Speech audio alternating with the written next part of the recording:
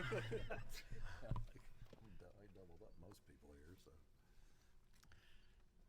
You got a familiar face coming back to Pinnacle. Yeah.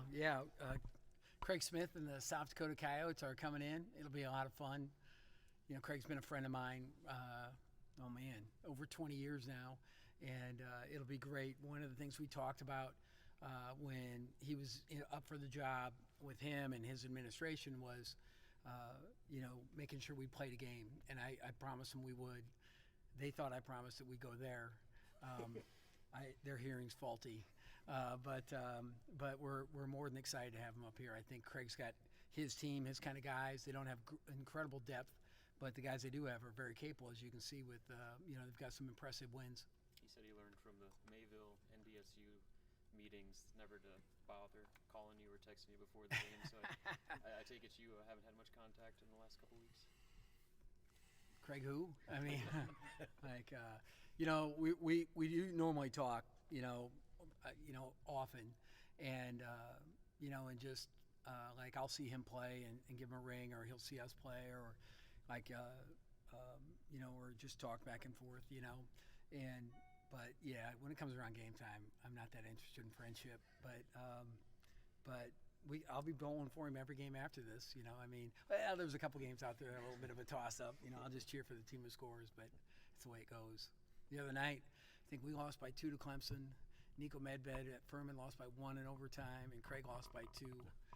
There's 3 of us lost by 5, so misery loves company. I think we're going to chat together on that one. This is not fun. Speaking of that, and coming off 3 straight losses, how important is this game, especially It's considering huge. what's This is a huge game for us. They all are, With this schedule, if we can get to 19 wins, I'm really curious to see what our numbers will be RPI-wise.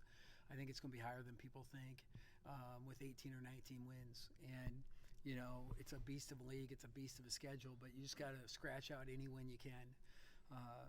We're learning more about ourselves. We talk about a recipe for winning is 1, eliminate losing.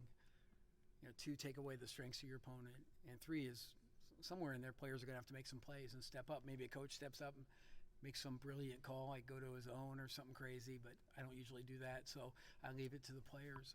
And if you look at, for instance, Clemson, we played really good defense. We made plays, guys made plays, but we turned the ball over 17 times, and they were very quick to the ball.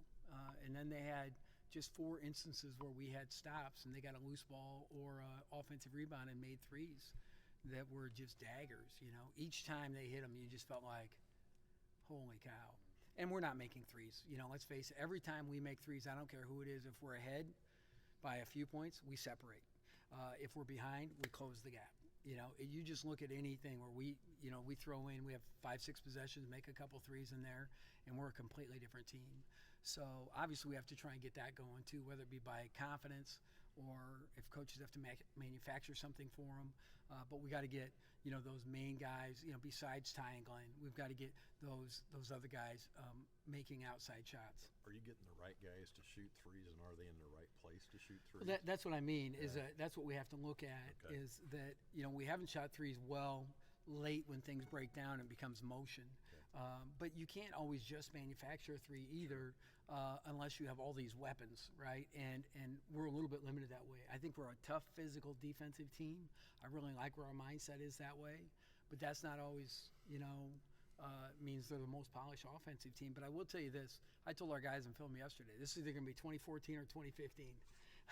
Either we're going to get it together on offense and we're going to have a great year, or we're going to struggle. And it's our choice because it's in our control. Because if we go out with a defensive mindset like we did in 14 and stay with it, we will find enough offense. I truly believe that. Are you at a point of concern with Jack? No. The way that he's been shooting the last few games? Well, yes, but Jack's the guy I believe in. Jack's the guy that's going to get the opportunity. He does a terrific job in team defense. Right now we're at a point with the young guys is there's one clear expectation. If you're not going to guard, you're not going to play. If you're not going to handle the ball well, you're not going to play. And any of those instances, you're going to get eliminated. Because right now this team is such that that we can put a team on the floor that will give us a chance to win, or put us in a position at one time or another where we could seize control of the game and win a game against a lot of teams. I say a lot of teams because we're playing some of the top 5, but that's next week. I guess this week it was only top 10, but last week. So there's such a small margin of error. It's hard to get those guys out and get the necessary experience. But at the same time, I really believe in a guy like Jack. I believe in a guy like, when Anton Gill takes good shots, I think he does really well. When he tries to do too much, he usually has struggled with success. You've just played named teams: UCLA, Virginia Tech, Clemson, and next week it's Creighton, Kansas, and Dayton was in there too. Right. Not bad. And this is South Dakota. This means a lot to me. You, yeah, I'll be ready. I But promise. do you have to explain it to your guys that just because of the name that? That's where you're really at mercy. Of your leadership. So that, you'd hope that would be strong. Okay. So you need strong leadership by the coaches. B, you need strong leadership by the players. And so we'll really, it'll be those sophomores and Ty that need to set the tone, and everybody should be excited for an opportunity. So, Craig knows how to manage a game. He knows how to control tempo. He knows how. I'd be really surprised if this game ever separated. I would expect a tough match all the way down the end. What's the psyche of the team? Have you seen any hanging heads or something? Oh, certainly. There's a lot of disappointment, after Virginia Tech. But Virginia Tech, both games, Clemson too, you have a lead at halftime, and then it kind of goes away, and we weren't able, we lost our will a little bit against Virginia Tech. They out-toughed us. And like I told our guys, they took a page out of what's to be our book. If you heard Buzz talk about that, he talked about defensive edge and all the things we've talked about. And Buzz is a friend of mine. He knows exactly what's going on, and he's got that team. They go into Michigan and win. It's not a bad team. Right? That's a really good team. And then with Clemson, just quite frankly, a few things don't go our way. We foul too much, and we don't get to the foul line, and we did turn it over too much, but we also were able to force turnovers. But there's really a very fine line between winning and losing that game. And it was just really disappointing that we didn't win it. Tim, what about fatigue with this team, with the amount of time you guys have spent in hotels and airplanes recently? Well, I know I'm tired. My staff is really tired. So you'd expect the guys to be tired. So we came out yesterday, stretched them, did some really light 5-0 just to get some of the yuck out of them. I would imagine today there'll be a little more in there, and then we're going to send them to bed early and get up and be ready to roll, because a 1 o'clock game, short turnaround, So I don't want to go crazy in practice and 20 hours later trying to expect these guys. And defensive teams need rest. Defensive teams are energy teams. They're physical teams. You've got to manage that as the year goes on, but you've got to balance it with the practice reps for execution on offense and those other things that we truly need. But we hang our hat on the defensive end, and that's why we're going to win on Saturday if we win. Hey, how much does the rule change of you not being able to call timeouts change the individual? I think it's cost us 2 games, quite frankly. I thought it cost us Ohio State last year, and I think it probably cost us, this year too. And, Ty went to call timeout, and he just said that he saw Glenn, making a move, so he decided to let it go. And then when the ball got kicked out to Anton with 11 seconds, and we still could have done it then, but, I think he just, he's back in the game. He wasn't back in what's Coach Miles wondering about. Do you have to tell them more? Like, do you have to do Well, anything differently to be like, hey, we have 2 timeouts, you know this? Oh, hang on. Before it gets too hip-hoppity in here, we better. I hope this is not the explicit version either,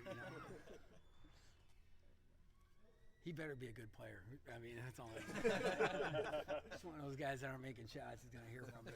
So, it's something we talk about with them,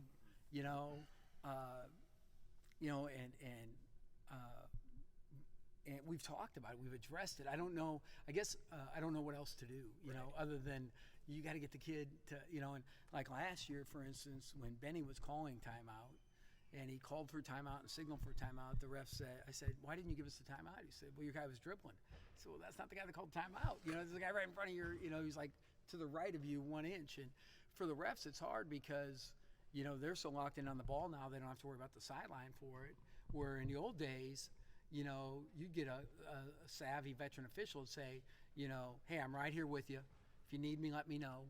You know, you get a guy like, you know, I won't name names, but you get a good official, and he's like, I'm right here with you. Now that doesn't exist, and so that's I don't like the rule. In fact, I was in Molinari because Jim Molinari used to be on the rules committee. I'm like, you call every one of those guys, cut the tape, show them what BS rule this is. I don't care what FIBA does. We're not playing with 25-year-old guys, you know, and so yeah, I just it was a disappointing deal. Is it also kind of difficult because the players have been playing all their lives with the coaches? Yeah, Being able to well, show them yeah, everything, and so that plus, they're not used to you know, it. they're like a guy like Ty. You know, Ty's smart. You know, like he's like, okay, you know, he just saw Glenn win the Dayton game by going to the rim and getting fouled, and we didn't call timeout. We looked to call timeout, and then we didn't, right?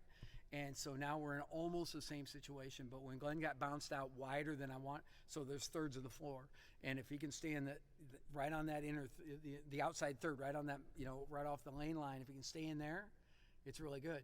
As soon as he gets to the sideline, no way, right? So he was starting to get bounced out a little bit. I forget Holmes or DeVoe were kind of cutting him off. And so I just didn't think he had the edge. So then we did, but that wasn't until it was just right out in front of me about the 28-foot line. So then you try and get a timeout, and Glenn made like a crossover move, but then we took some bad shots and we traveled, you know, and like I said, there was still time left in the game. And those are the rules committee. I don't know what their wisdom is on that. Yeah, you know, I know there was some frustration about the loose basketballs. Like if you watched last night, the way Iowa State ended, I thought there was clearly a jump ball with probably almost even a second left, maybe 0.8 of a second. Ref just kind of looked at it like he was letting the clock run out. And then they go, well, nothing we can do about it. We didn't call it till after the clock ran out. Well, it was a jump ball about a second earlier, my friend, so call it when you see it. But, you know, we do all these things to make the officials' jobs easier, but I'm not sure that makes our game better. Put a Thanks, Coach. hammer on that, too.